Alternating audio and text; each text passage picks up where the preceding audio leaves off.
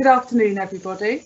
My name is Nicola Scrivings. I'm Chair of the Trust. Thank you very much for joining us this afternoon, the latest in our series of briefings and opportunity for you to ask questions of the exec and myself and the board. Also on the call today is Tom Davis, who will be able to answer some more specific questions, but they'll also be covering topics such as vaccination, the culture programme, the pandemic, and he'll pick up after I've spent a few minutes just talking about things that are front of my mind and perhaps yours as well. I wanted to open with a few words of Dorothy leaving the Trust. There was an announcement yesterday, which I'm sure those on the call will have already read.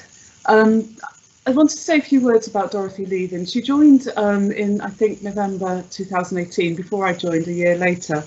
And she joined a trust that had a huge amount to achieve, coming out the back end of the previous year of a very difficult winter performance. And I know from people's records and stories and the narrative that they've told me is that Dorothy brought a huge amount of energy, a huge amount of purposeful drive and focus to the trust.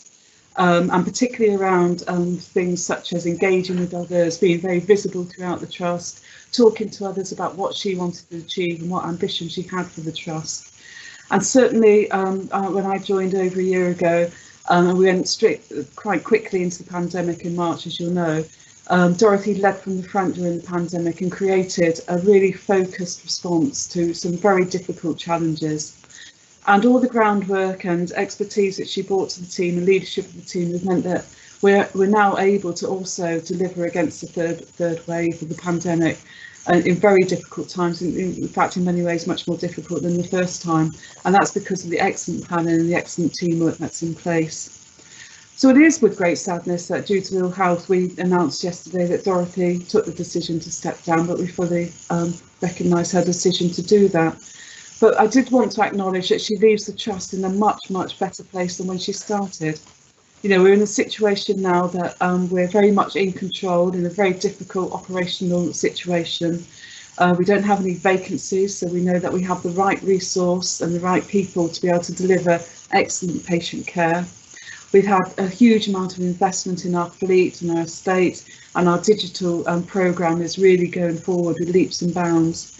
And we really are achieving all of our key patient goals, and this is such a strong performance over where we were 2 or 3 years ago. I know that she made many friends during her time here, and I know that came about through her own visibility, being out and about in the trust and just meeting and talking to people. Many of you have sent notes to me and to others to pass back to Dorothy, and we will make sure that they do go back to her. We now need to look forward and to acknowledge all the work that Dorothy has done in the past. Tom is also doing an excellent job, and you'll know that Tom Davis is leading the trust as Chief Executive at the moment, whilst we now recruit to fill the role. But that will take some time, and we have a lot to do in the next few months in terms of managing current performance and the pandemic. And I know that the team is very focused upon using Dorothy's legacy to make sure that we carry on giving the absolute best to our patients. So thank you for that. I did also want to say thank you to you all, because these are really testing times. We know that it's much harder this time than it was in the first wave, but we are in a very strong position, and Tom will talk shortly about the pandemic response and also about the changes that we're making through the culture programme at the same time as also doing the vaccination programme. So there's a lot on our plate. So I didn't want to miss the opportunity to say thank you to all of you for everything you're doing to look after our patients in really difficult times. But I did also want to just to make a point of asking you all to carry on looking after yourselves. During these really difficult times, we sometimes forget to be kind to ourselves and to make sure that we've got time for ourselves and that our well-being is at the top of the agenda, and to talk to others about that. And also to look out for our colleagues, to make sure that we're kind to our colleagues and they're being kind to themselves and to each other. Because when we're in very stressful times, we need to remember that keeping ourselves well is the best way of keeping our families and our colleagues and our friends well as well. So I would ask you to do that, but thank you very much for everything that you've been doing and all the focus that you have on patient support and patient safety. So on that, I'll pass over to Tom to give a bit more detail around some of the things that I mentioned earlier. And perhaps, Tom, if you could just pick up about how people can ask questions, you'll know the detail better than me. Thank you very much.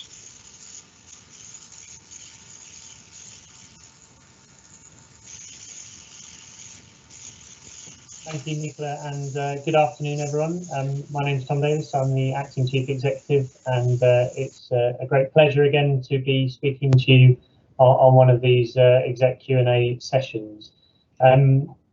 As Nicola has said, we do want to answer any questions that you have, and these can be done through the question box on this system, or if you need to ask a question anytime, either during these sessions or outside, then the OCE.EAST email is monitored regularly by my team, and we respond as quickly as we can.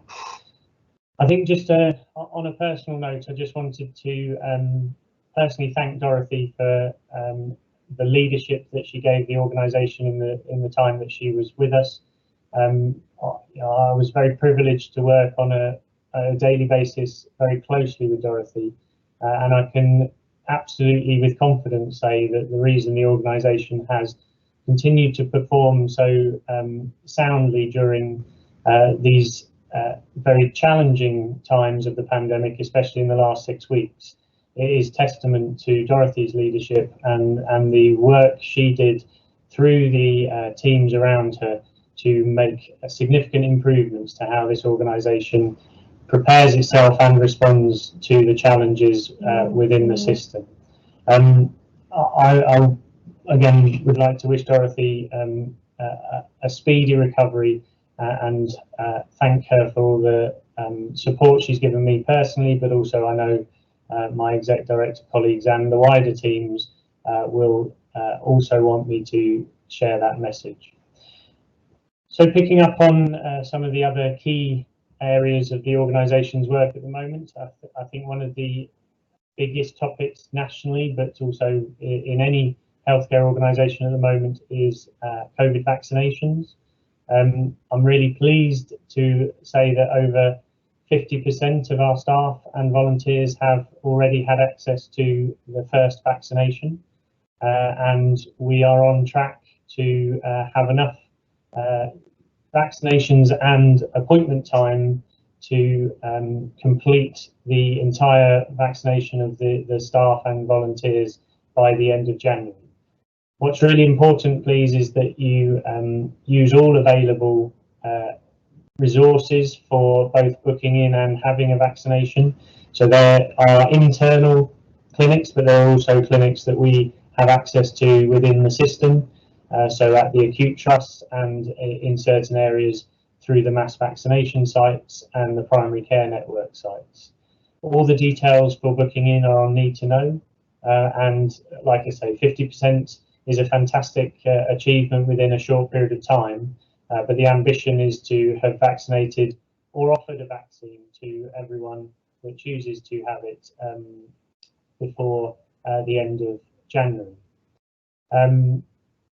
I think you know, it's very important both from a personal perspective and the health and well-being of our communities, our families and our patients, that we strongly consider as healthcare professionals getting the COVID vaccination.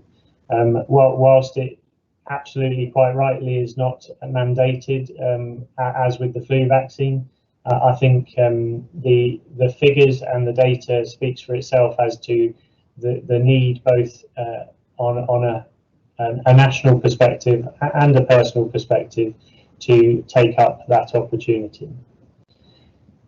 Turning to other aspects of our people, we've had the initial response of, or summary of the response of the NHS National Survey, the National Staff Survey.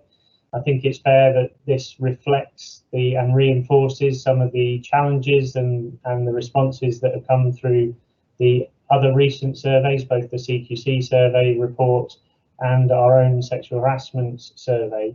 It reinforces the need for the organisation to continue the focus on addressing those culture and behaviour issues. In the next couple of weeks, we'll see a further pulse survey come out, and this is one of the important ways that the organisation feels it can monitor the impact of all the work that we're doing from a cultural perspective. I think turning to performance and our ability as an organisation to continue to deliver a safe service to our patients despite the challenges of this wave of the pandemic.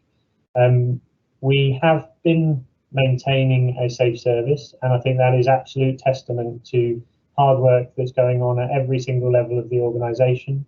The planning and preparation that I referred to when speaking about Dorothy and the positive approach that she took in addressing the pandemic in this time last year.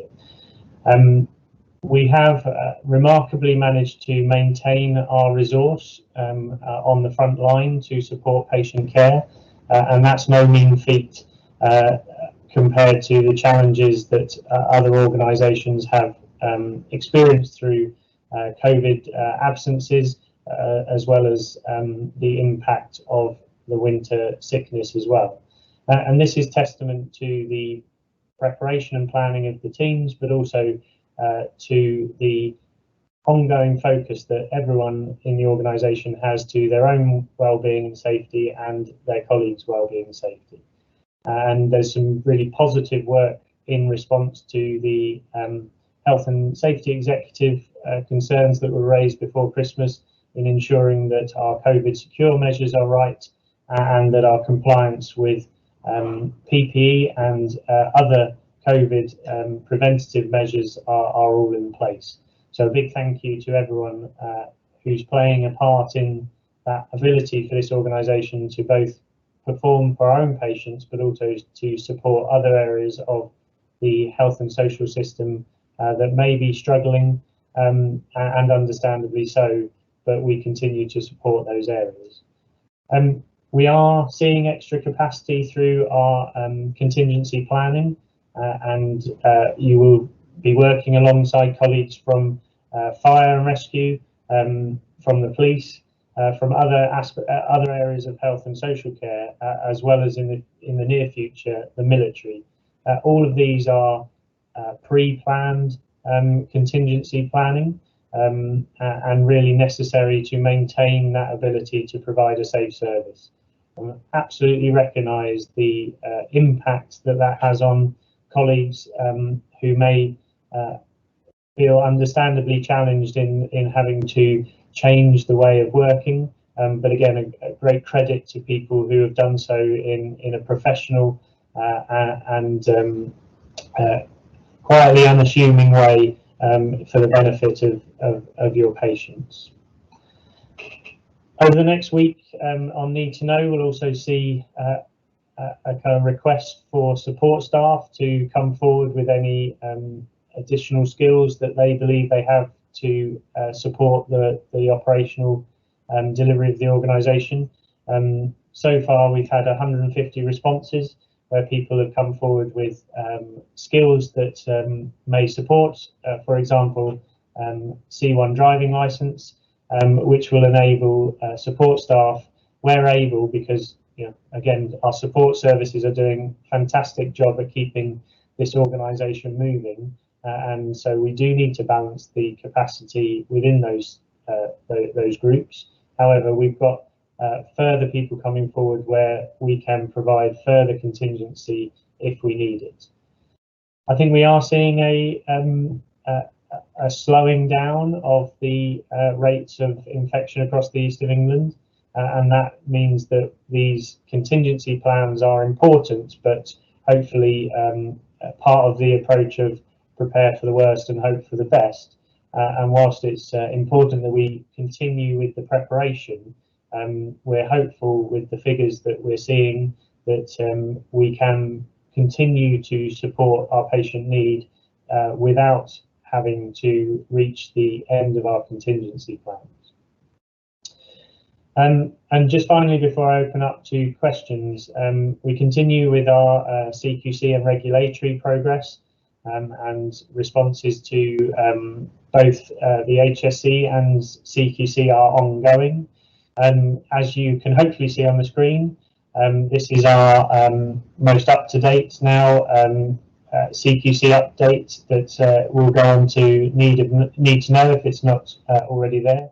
It focuses on this month on staff engagement and governance, and hopefully these updates that come on a monthly basis are helpful to staff across the organisation in understanding where the organisation is moving forward with the outcome of the CQC report from last September.